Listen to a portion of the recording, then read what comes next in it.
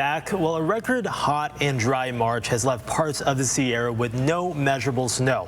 A warning sign for California's water supply and the farmers who depend on it. But one San Diego County farm is proving there may be a more sustainable way forward. ABC 10 News reporter Olivia Gonzalez-Britt shows us why farming fungi may be the future.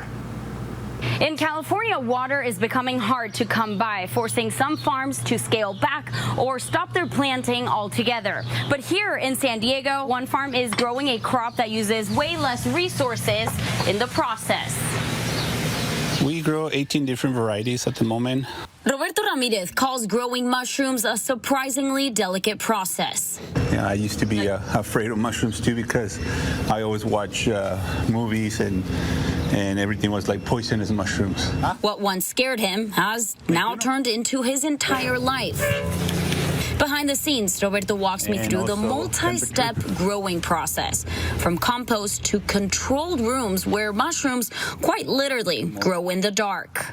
What are these called? This is a lion's mane mushroom. This is the one that's good for your brain.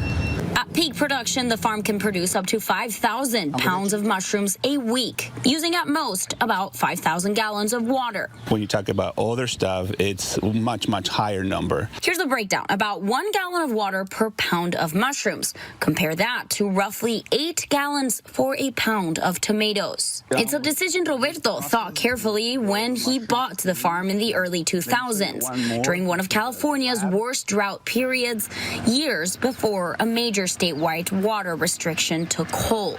Compared to other people like the avocado farmers, that they had to reduce 30% of their usage, which meant cutting down 30% of their trees or cutting back 30% of their water. But for mushrooms, water cuts have never been part of that equation.